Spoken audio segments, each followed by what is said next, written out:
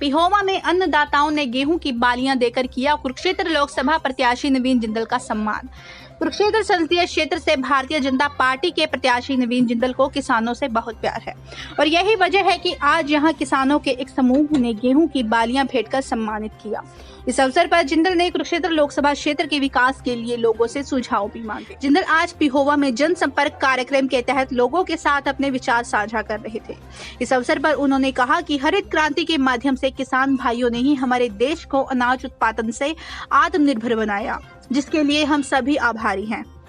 जिंदल ने इस अवसर पर कहा कि वे बाबूजी श्री ओपी जिंदल के बताए मार्ग पर चलते हुए प्रत्येक कुरुक्षेत्र वासी को अपने परिवार का सदस्य मानते हैं और उनके सुख दुख के साथ ही हैं।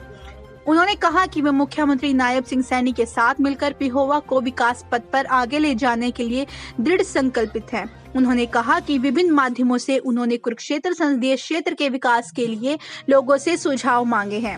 उन सुझावों के आधार पर पूरे क्षेत्र को देश का नंबर 1 लोकसभा क्षेत्र बनाने का वे प्रयास करेंगे। इस मौके पर हरियाणा के शहरी स्थानीय निकाय राज्य मंत्री सुभाष सुधा, पूर्व मंत्री और विधायक संदीप सिंह, भाजपा जिलाध्यक्ष रवि बतान, तरुण भंडारी, जिला परिषद चेयरपर्सन कमलजीत कौर, डॉक्टर अवनीत बड़ैच, पूर्व सांसद जनरल रिटायर्ड टीपी वत्स, आशीष चक्रपाणी, जय सिंह पाल, परमजीत सिंह, राजकुमार सैनी, तेजेंद्र सिंह, गुरविंदरजीत सिंह दत्त, सिकंदर बागड़ी, मनजीत बड़ैच, अवतार सिंह कंबोज, ज्ञान सिंह गंगहेड़ी, कुलदीप राणा, जल बेहड़ा, सतपाल चंदेल मांडी, नरेश डाबला, रशपाल कंबोज, राकेश पुरोहित, रामपाल पाली आदि मुख्य रूप से उपस्थित रहे।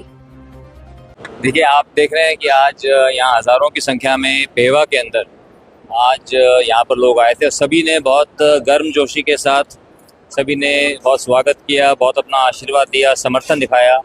लोगों के अंदर बहुत ही जोश है नरेंद्र मोदी जी को लेकर के, भारतीय जनता पार्टी को लेकर, और मुझे भी लोगों का बहुत प्यार मिल रहा है, लोगों का आशीर्वाद मिल रहा है, जिसके लिए मैं बहुत बहुत आभारी हूँ। तो सर, किस तरह की तैयारियाँ की गई है? क्या कुछ मुद्दे रहने वाले हैं नामांकन भी करने? देखिए, एक तो पिछले 3 दिनों से हमने लोगों से सुझाव मांगे हैं, क्योंकि मैं कुरुक्षेत्र संसदीय क्षेत्र का एक विजन डॉक्यूमेंट कह लो, एक संकल्प पत्र कह लो, वो मैं बनाना चाहता हूँ कि अगले 5 वर्षों के अंदर हमें क्या क्या काम करने हैं, खास करके कुरुक्षेत्र संसदीय क्षेत्र के लिए। उसके लिए मैंने सोशल मीडिया के ऊपर और मैं आप लोगों के माध्यम से भी सभी लोगों से मैं सुझाव मांग रहा हूँ। उन सुझावों के आधार के ऊपर उनको कंपाइल करके 2 तारीख को जब मैं नामांकन दाखिल करूँगा, उससे पहले मैं माननीय मुख्यमंत्री नायब सैनी जी से भी बातचीत करके उनकी उसके ऊपर सहमति लेकर और फिर हम उन चीज़ों को हम डिक्लेयर करेंगे वहाँ पर, उस शपथ पत्र को, उस विजन डॉक्यूमेंट को कुरुक्षेत्र संसदीय क्षेत्र के। तो इसलिए मैं आप सभी के माध्यम से भी मैं कहना चाहूँगा कि सभी सोशल मीडिया के ऊपर आप देखेंगे, हमने सुझाव मांगे तो आप अपने अपने सुझाव दें, जिससे हमें बहुत मदद मिलेगी। सर, विपक्ष आरोप लगा रहा है कि पिछले 10 सालों से आप लोकसभा में नहीं देख रहे। देखिए, जिसको कुछ नहीं कहना होता है, जिसको पास कुछ कहने को नहीं होता, वो इस तरह की बातें कहते हैं। और मैं हमेशा कुरुक्षेत्र के लोगों के दिलों में बसता हूँ और कुरुक्षेत्र के लोग मेरे दिल में बसते हैं। हमारे एक पारिवारिक संबंध है और लोगों से मैं निरंतर संपर्क में रहा हूँ। और जब भी कोई ज़रूरत आई, अब आपने ये बात कह दी, लेकिन यहाँ पर जब भी कोई ज़रूरत आई, खासकर कोरोना समय के अंदर, तो यहाँ पर हमने कहीं पर भी ऑक्सीजन की कमी, सिर्फ कुरुक्षेत्र नहीं, पूरे हरियाणा के अंदर कहीं पर भी ऑक्सीजन की कमी नहीं आनी थी। माननीय मुख्यमंत्री मनोहर लाल खट्टर जी ने उसमें मेरे से बात की थी, सुभाष सुधा जी ने मुझे बताया था कि यहाँ पे ऑक्सीजन की कमी हो रही है। चाहे वो गुरुग्राम था, गुड़गांव था, हिसार के अंदर, रोहतक के अंदर और कुरुक्षेत्र में कहीं पर भी हमने ऑक्सीजन की कमी यहाँ पर नहीं आनी थी।